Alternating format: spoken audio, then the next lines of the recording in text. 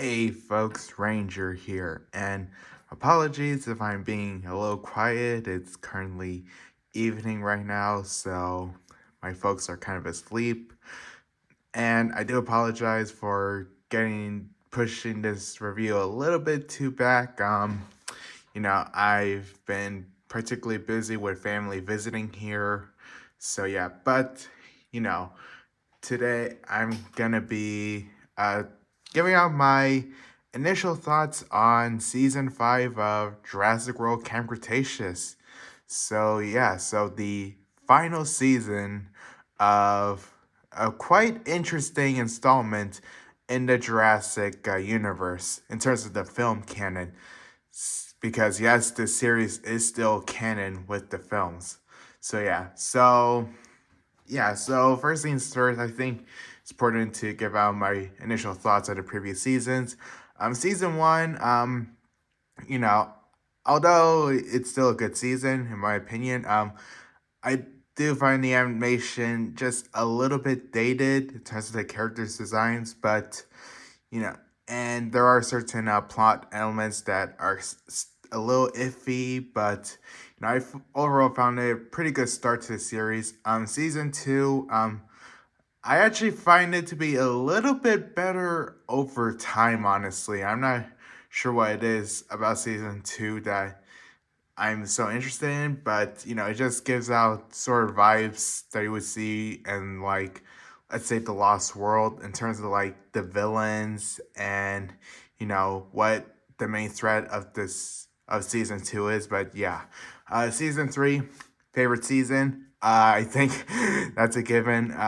Yeah, season three is my favorite season. With the Scorpius Rex, which I do find is a really amazing hybrid over time.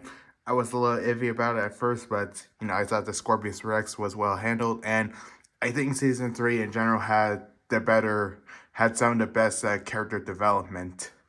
Season four, that's the season I think we're all still mixed about. Like, okay, so I will say I still enjoy it. I still enjoy season four. But I definitely agree that it's definitely the weakest season of the series. But it does have its qualities, which I will bring up. And now we are on to the final season of Camp Cretaceous. And what are my thoughts? Honestly, you guys, I freaking love this season. I know, because technically I'm recording this just a few days after I watched it. Like I said, I've been very busy with a lot of things, but just my first viewing of it alone, I was just amazed on how enjoyable season 5 is. And, I think this is one of the best finale seasons I've seen in a animated series in years, honestly, because I don't really watch a lot of cartoons these days, except for a handful, which I might discuss in this video. But yeah, overall, Camp Cretaceous season 5, I think, wraps up the series pretty well for the most part. I think, it had, great character development, suspenseful moments. The villains, especially the main one with Daniel Kahn, were pretty threatening. And of course, the dinosaurs were pretty much badass. But yeah, so where to start? So, like I said, characters. So I pretty much enjoyed a lot of these characters from the get going. I will say Kenji at the beginning of season one, he was a little bit annoying, and he did got a bit better over time. And in this season, his character is interesting to say the least. So we have, we were finally introduced to his father, which he's been mentioned before throughout the series. Um, and we've gotten a little bit of an idea that what his father is like. He's a businessman. He owns a lot of companies and such, but he isn't so much of the greatest father when he hires, let's say, his mates to take care of Kenji and let Kenji play around in their penthouse. So, and yeah. But even with that, Kenji, for some reason, still admires, his own dad, even though his dad isn't exactly a big person in his life in terms of relationships. So when, his father comes into the picture with the Manticore Island, which, he's in charge, Kenji's dad is in charge of, um, that's when Kenji, wants to prove that to his father that, oh, we've survived, Isla Nublar, we're capable of doing this, this, and that. And his father is like, okay. And, it gets, even more dire when we see the motives of Daniel Kahn's true motives. And so, yeah. And even with that, Kenji, wants to prove to his father that he's capable of doing, being the successful, being a successful, how should I put this, member of, their family, the Khan family. So, and that unfortunately does lead Kenji to make some questionable decisions, from agreeing to let his father microchip the dinosaurs, to even locking up his own friends, even his girlfriend, Brooklyn.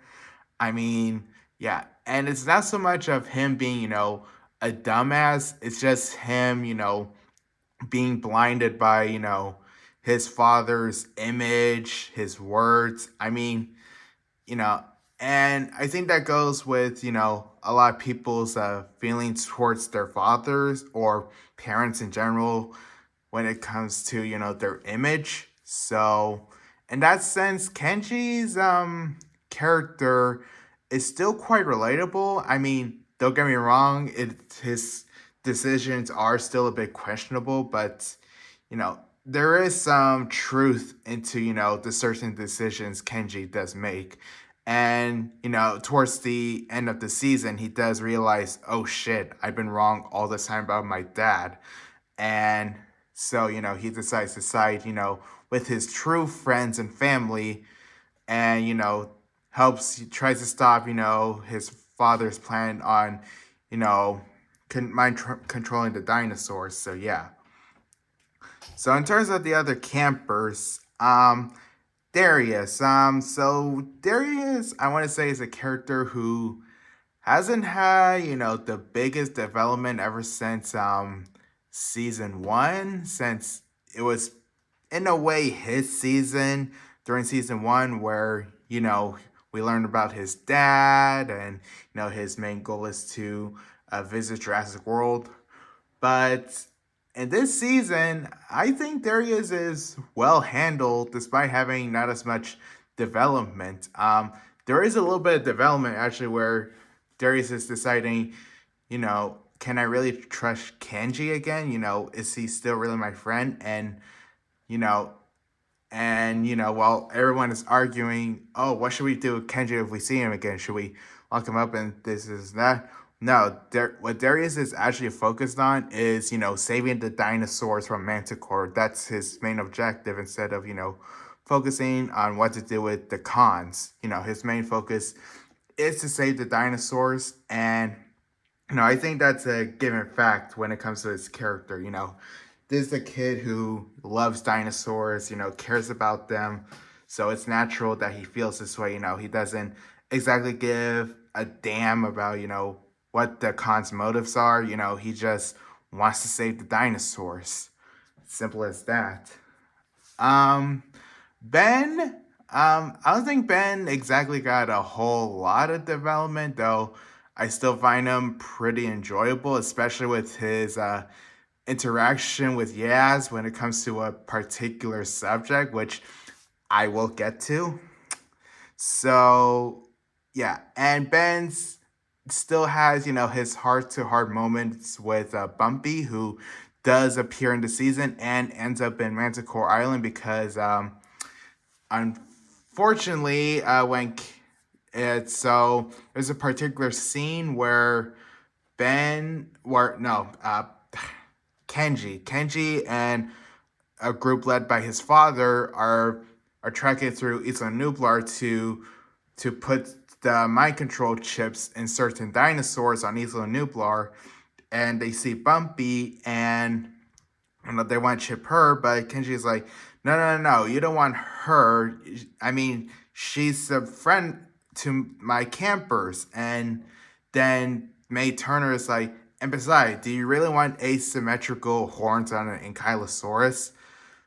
Yeah, so that seems to convince, Kenji's dad, but it turns out he chips Bumpy anyways, and then, it gets really powerful when Ben finds Bumpy, in her mind control set, and, she's being forced to basically try to kill Ben, her one true friend, because of the controls that the twin hunters have. Like, it's some really powerful stuff, honestly, considering, Ben has been friends with Bumpy ever since, she's been a cute little hatchling here, as represented by here. But yeah, so I think, so even though Ben doesn't exactly get enough characterization, I think his overall character is still well handled here. And I think, he does have some pretty funny, snarky moments. But yeah. Brooklyn, again, not exactly the greatest development, but I think she's still well handled. And I think, the one thing to know about season 5 is that, we still get character development, but I think the more powerful aspect are the character interactions throughout season 5. And in this case with Brooklyn, she's, trying to convince herself that, oh, the guy she's dating is, still the Kenji she knew, where, he, protects her and this and that. And then later finds out, he lets his father control the dinosaurs and gets all not in a happy mood. And, it is a little heartbreaking to see. But at the same time, I want to say because of that, she does become a bit stronger throughout the season. She's willing to fight for what's right for the dinosaurs, fight for her friends, and, try to prove that, to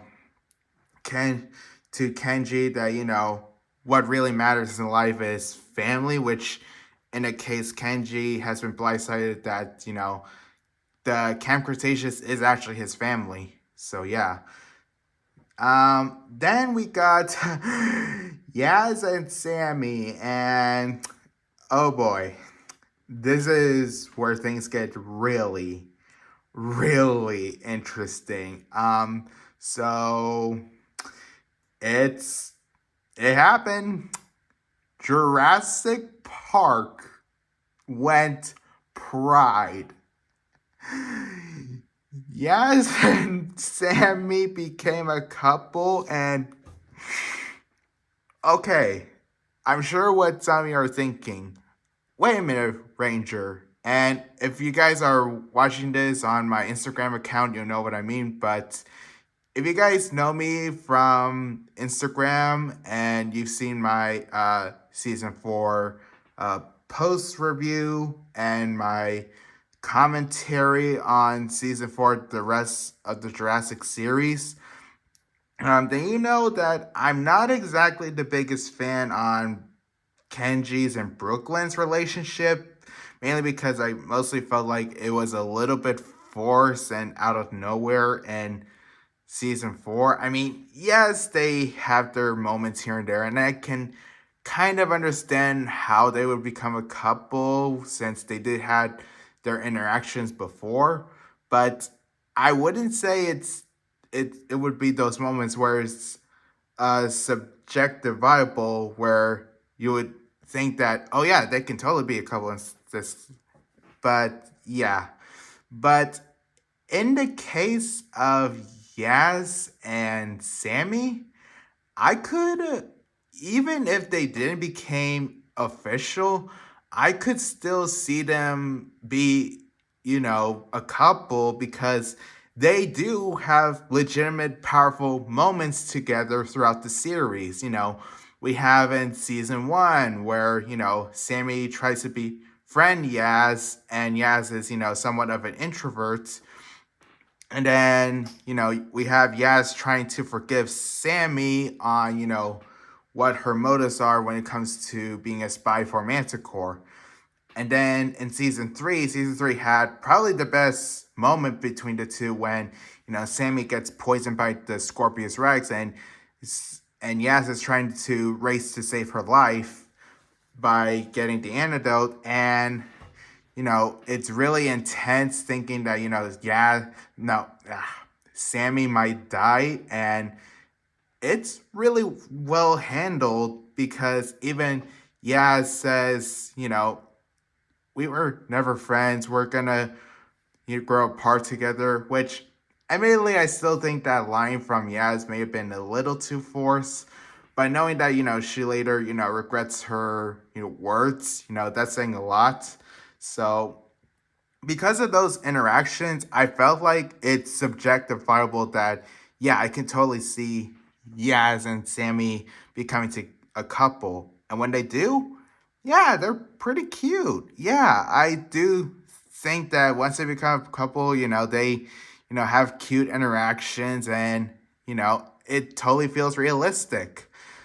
And so yeah, and like I said, going back with the band's snarky attitude, I do think the way he realizes that Yaz has feelings for Sammy. I think it's pretty comical to say the least, but in a good way, honestly. So yeah. So when now in terms of the characters, we do have Mae Turner, who is rather interesting here, as you know, although she does helps with Daniel Kahn's motives on controlling the dinosaurs. She's doing that under her own free will because she doesn't want to see the dinosaurs mind controlled, but if she doesn't help, she gets killed. So it's really a life and death sentence for her at this state.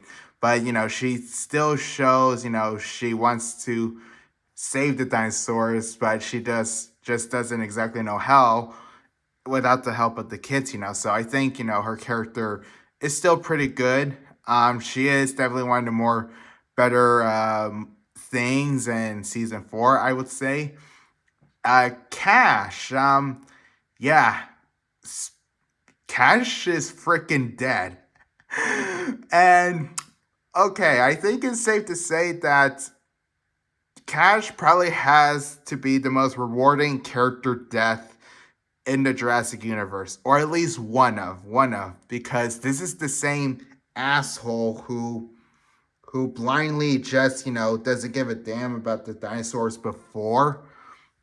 So seeing him get gobbled up by raptors, oh my god, it was honestly priceless. On and admittedly, maybe I would have chosen maybe something a little bit more creative on him dying, and I do wish that he would have. I do wish he had actual character background in the season. Like, I did make a post on Instagram explaining, how he could have hated the dinosaurs, which I recommend you guys check out that post. But yes, and basically my theory was that, his family or someone that he cared about got killed during the Bucks rampage during the Lost World. So yeah, but like I said, a Cash death is definitely rewarding. I'll give it that. Um, then we got some of the investors in here.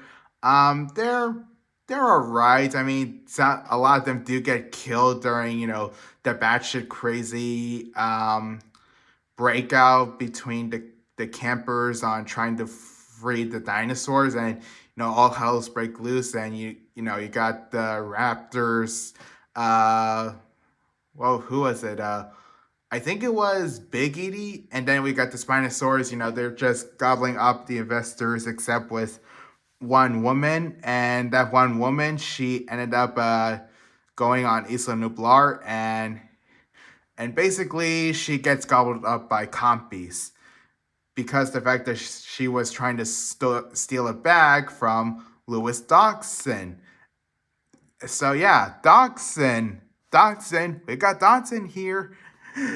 Yep, he's also in here, and mostly as somewhat of an extended cameo, though not exactly. He is sort of a character in at least season 5, where he joins the expedition with Daniel Kahn, and so yeah, and Dodson's portrayal here, I think it's fine considering what he was in Dominion. Actually, I think the TV series counterpart is a little better than how he was portrayed in Dominion, in Jurassic World Dominion. I think Lewis Dodgson was a little bit more intimidating in season 5 than he was in the actual movie, which I will explain a little bit more. But yeah, so yeah, and Lewis Dodgson did got the Barbasol can, which admittedly that scene I think could have been cut, and in fact the whole scene with the Barbasol can and Dominion, I think that easily could have been cut and it would make no difference to the movie, honestly. So yeah, that's just my 2 cents. But now we actually got Kenji's dad, Daniel Kahn. And I'm going to say this right now. He's probably my favorite villain in the entire Jurassic series. So one thing I think Camp Cretaceous does well is mostly with human antagonists. Okay, you could argue that Cash may have been the weakest, considering, he was annoying at times and didn't exactly have, a full-on reason as to why he was just a douchebag. And then you got Tiff and Mitch, which from season 2, which are probably still my favorite just because of, the buildup they had. And, the fact that they're just bloodthirsty poachers. I still think those two are probably some of the more better villains. But Daniel Kahn, he's probably just as good as those two, because while he doesn't exactly have, okay, so I want to say that his motives, he is obviously a greedy, slimy businessman who just wants, cash and, his wealthy image. Basically, the best way I could compare Daniel Kahn would probably be Odalia Blight from the Owl House, because both of these characters are really slimy. They're business people, and they just care about their image. And oh my goodness, Daniel Kahn shows that big time here. Not only does he just sees the dinosaurs as just property, as, at first he wants to use them as battling machines. That is until Darius and Kenji freed Big Edie and gets to reunite with her daughter. Instead of actually being sympathetic towards them, Daniel Kahn just sees them as, overgrown, mind-controlled pets, basically. So yeah, so he definitely becomes very manipulative, and he not only manipulates, his motives and what to do with the dinosaurs, he even manipulates his own son when it comes to his first date with Brooklyn. Yeah, Daniel Kahn screws over the first date of his son. How how cruel is that? Like, this guy is a total ass and ass and I just can't get over, how, he just wants to get his own way, even when it comes to killing the kids, even. Oh, yeah. Towards the end of the season, he even tries to kill Darius with the Spinosaurus. I mean, that is just hearted shit there. And I honestly love it. So yeah, so characters are well done. So what about the dinosaurs and their role in this series? To be quite honest, you guys, I think the dinosaurs are well handled in this series. Yes, I will admit that that the mind control chips and all that, it's definitely jarring, but after seeing what happened in season 4, I could honestly digest it a little bit more just because I honestly love the more crazier stuff the dinosaurs get into in this series. Because, okay, so let me start off by saying with thank goodness the Spinosaurus has more of a spotlight, and thank goodness the Spinosaurus has more of his original roar in this season. It was a little bit muted in season 4 for some reason. So I will say that. And he does get more of a spotlight. Actually, the Spinosaurus is sort of an antagonist in his own right in this series, which in this season at least. So thank you. Thank you. Thank you for giving out the psychopathic behavior back from, Jurassic Park 3 again. Thank you. And I think you guys know what I mean by that, which I will talk about later. But yeah. So yeah, so with the mind control of the dinosaurs, it's definitely, batshit crazy and unrealistic. Like I said, after seeing season 4, I could digest it a little bit better. And to be quite honest, you guys, with season 5 in general, I honestly consider it the Godzilla Final Wars of Jurassic World, just because of, yes, it's really crazy and batshit crazy sometimes, but I still have fun with it. And I'm just gonna say this right now. I think it's better than Dominion. Yeah, Jurassic World Camp Cretaceous Season 5 is better than Dominion, in my opinion.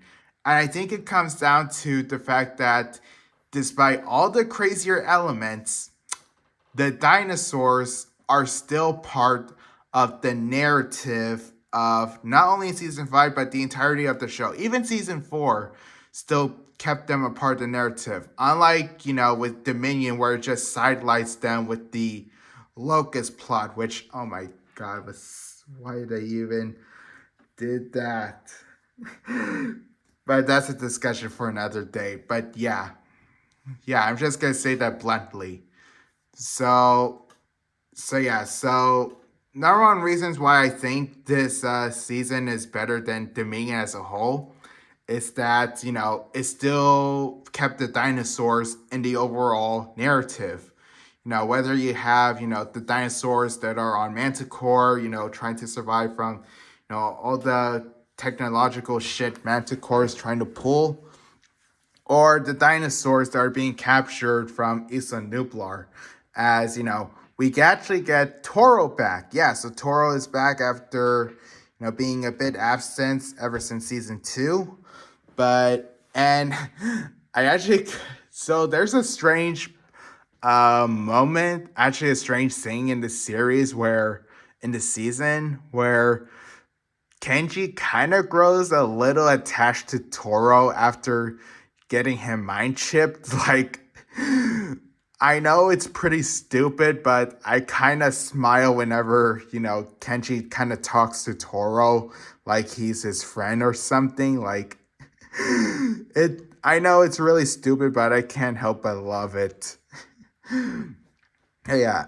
And also Blue gets a cameo on Isla Nublar, where, she tries to set a trap with, the Daniel Khan's group. So they're basically trying to track her down because, Lewis Dawson requests a specific list of dinosaurs to chip, with one of them being Blue. So, yeah. So, what other dinosaurs are there? We, of course, like I said, dinosaur from Manticore Island. We get Pierce is, of course, in it. Not as much of a prominent role as in season 4, but, he does get his time to shine, especially, when the gang makes a new watering hole in the heart of the forest, which, I think is pretty charming, like, the watering hole on Isla Nublar. Of course, as I mentioned, Bumpy is back, and she definitely gets her moment to shine here. Again, more or less put on the sideline, but it's definitely disheartening to see her getting mind chipped. But of course, Kenji, breaks hold of the controllers of the twins, and Bumpy runs hell loose, and it's on the side of the characters again, along with Ben. So good on you, Bumpy. Good on you.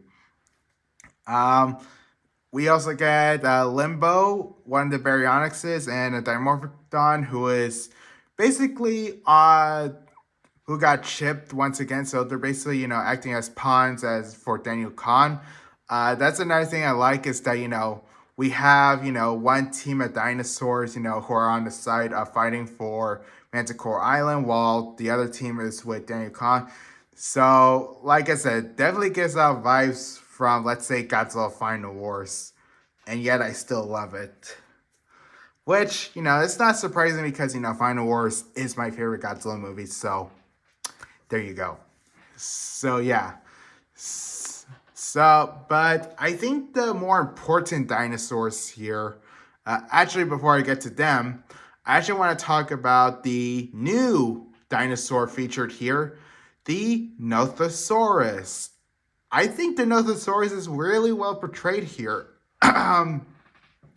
It basically acts like a sewer gator in the season as it patrols the sewer under Manticore Island. But I think it's well portrayed here, and I know it maybe seem a little exaggerated as it even takes on one of the Brat X's. Speaking of the Brats, thank goodness they're put on the sideline. Could have wished it could be done with the Locusts and Dominion, but you know, you know. Um, but yeah, so and it's crazy to see the Nothosaurus take down the Brat X when they're supposed to be really invincible. But yeah, but I think the Nothosaurus is really well portrayed. Actually, one of my favorite scenes in the season is where the where Yaz is trying to confess Sammy's, her feeling towards her. But then you have the Nothosaurus wake up in the background, which I think is pretty hilarious, if you ask me.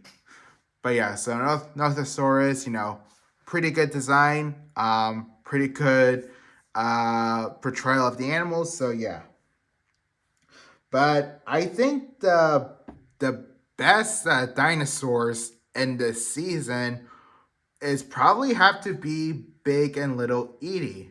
Not just the fact that they're T-Rexes. Of course they're the best. No. It's because they show a sympathetic side when it comes to T-Rex. Because I'm sure a lot of us think, oh, T-Rex, the biggest mindless brute of all time. King of the dinosaurs that likes to eat everything and stuff like that. Well, in this season, even though they still kill people, they're much more than that. We see, the two of them, as mother and daughter, care for each other. They are sympathetic towards one another. They show compassion for one another. And it's honestly really sweet to see the two of them, interact. And, it definitely, and this would probably be something you would see in something like, let's say, The Land Before Time. But, seeing this in Jurassic, especially with, T Rex, it's honestly really refreshing. And while it may seem, pretty outlandish, keep in mind that recent fossil study shows the T Rex as having, mine as probably just as intelligent as chimps. So it's not too hard to think, if they would have these same interactions like they show in this season, and also a bit of season 4 also. So yeah. But I think Big Edie in particular was actually a badass because uh one of the moments I like is Darius is trying to get everyone to leave the watering hole because we have Daniel Kahn approaching with his team of dinosaurs, but Big Edie wasn't having it. She didn't want to go, and that prompted the other animals on not going because Big Edie, she literally wants to fight. She wants to fight for the watering hole, and I absolutely love that. I know it's crazy, but I just love how this T Rex puts her foot down and wants to fight, the enemies. And even Darius gets prompted to that. So we have Big Edie, Little Edie, the Raptors, Pierce, Bumpy. They're all trying to take out, Daniel Kahn's dinosaurs with Toro, Limbo, Spinosaurus, the Dimorphodon. I absolutely love that, and the actual fight itself is so insane. It's it's honestly probably one of my favorite battles in the entire Jurassic series. And that does lead to another point. We get the rematch between the T Rex and Spinosaurus. Yes, yes, yes, yes. Finally, a canon rematch between the two. And, it's honestly cool seeing, so we have, Big and Little Edie first taking on the Spinosaurus. Now we got Big Edie taking on the Spinosaurus alone. And I was shocked to see the Spinosaurus beast.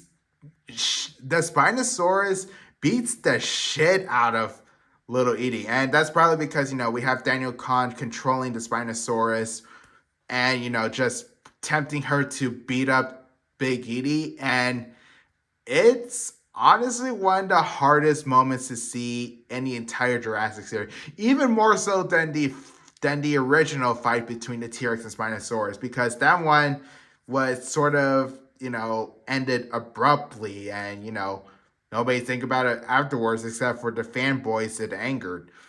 But in this one, we see the impact on how it's pretty much affecting anyone. We have the campers being devastated. We have Daniel Kahn acting so slimy. We have the other dinosaurs in shock into what happened. We have the Spinosaurus roaring triumphantly over Big Edie. Like, it was intense to see, and I think it's really well handled.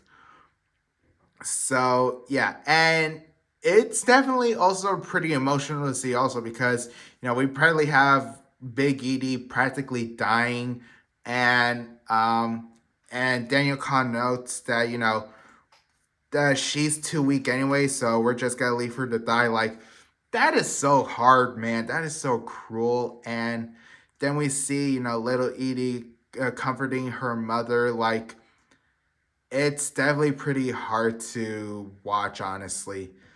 But then, we have, Daniel Kahn trying to kill Darius with the Spinosaurus, and then Big Edie runs out the forest, fully healed up, defeats the Spinosaurus. Actually, she and Little Edie join together and take on the Spinosaurus, and the Spinosaurus runs away, and I think it's pretty badass. And I think this was a smart move because, instead of killing the Spinosaurus, which you might expect, oh, that, so it'd be happy balance.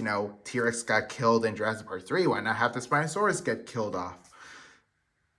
the I think the creators like Colin Trevorrow knew, and they probably know that the Spinosaurus has such a huge fan base that if they were to kill it off, they would just get as much a hatred as the T-Rex battle in Jurassic Park 3. So I think having the Spinosaurus, just, be defeated but not killed, I think that's a pretty smart move, and I'm glad they did that. It's sort of like, what happened in Godzilla vs. Kong. Godzilla didn't exactly kill the Kong, he just leaves him to die. But of course, in this instance, we have Spinosaurus backing down to both Big and Little Edie, and I think it's pretty well done. Yeah, I think it's well done. So, yeah. So, I pretty much talked about, some of the bigger elements in the series. But let's talk about the ending of this season and the entirety of Camp Cretaceous as a whole. So, the ending, it actually takes place a few years later.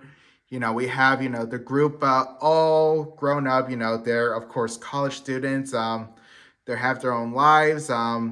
I believe Darius and Kenji, they're in campus. Same thing with Yaz and Sammy, but I think they're more or less exploring Texas. Ben is actually on Manticore Island with May Turner, which I will talk a little bit more later. And we have Brooklyn as, again, a popular social media influencer, and one of the more important lines she says, "Hey Darius, you ever heard of something like the Lockwood Estate?" I think everyone knew what year this final scene takes place, because Brooklyn is like, I got a lead on they might be here on the mainland, but I'm not too sure. We all know what that means. So, and after the group all chat via video call, because that's how they managed to communicate each other after many years. So we have Darius walking out in front of a window, and then he sees a Brachiosaurus come out of the wood line. Yep, this takes place directly after the events of Jurassic World Fallen Kingdom. Yes, and I think that's probably the best way you can end a series like this, honestly. And I'm sure some of you are thinking, wait a minute. So Manticore Island is still around, but isn't Isla Nublar supposed to be, the actual final island with dinosaurs? Well, keep in mind that Manticore Island as a whole is pretty much secret towards, the whole public in general. And you might be thinking, well, why didn't Daniel Kahn mention Manticore Island? Well, as Brooklyn told Kenji that, his father has been arrested, which, that's how Daniel Kahn gets defeated in a way. Kenji is like, actually Brooklyn is like, do you think he'll give anything up on the island? And then Kenji is like, no way, my dad is too prideful for that. So this island had to be super, and I mean super secret, that Daniel Kahn will have to keep everything shut for, not the public to know, and, for anyone to be convinced that, oh, this island never existed, and, So, even though it is a little bit of a plot hole, admittedly, I think it's still a little digestible to think about. And so, yeah, so with this ending alone, and we get the tagline of the Nublar 6. We got the 16s who were stranded on Nublar and survived together. So could that potentially play a role into what is to come for the Jurassic series as a whole, since we know for a fact that it's going to continue, or at least that's what Controversial is going to try to do. I definitely think it has potential, though I think we can all agree that it's definitely not going to lead to a season 6 of the series. Unless they do like sort of a spin-off series, which I'm not entirely convinced of that, honestly. I think, with this series as a whole ending in 5 seasons, I think it's fine like that. So, yeah. So, overall, I think season 5 of Camp Cretaceous was pretty well handled. I think, it had its it's definitely cheesy. It's definitely goofy. It's definitely long, since it has 12 episodes, so it may be a little bit harder to digest sometimes. But I overall have a blast with this season. I think it's really fun. It has its emotional moments. It has good character development, good character drama, and I just find it a lot more enjoyable than Dominion, honestly. I find it to be a lot better than Dominion as a whole, honestly. Yes, Dominion has, had its moments, it has, cool dinosaurs in it, but I think what season 5 did was that it kept the dinosaurs in the narrative, yet it still focuses on these characters, which I think it's really important to note. And, it didn't, need, other sidelines to, distract the narrative. So yeah, so I overall think, season 5, I find it to be a lot more enjoyable than Dominion, honestly. So yeah. So yeah, so that's been my review of Jurassic World Camp Cretaceous season 5. So yeah, hope you guys agree with some of the points I made, and I'll see you guys in the next video.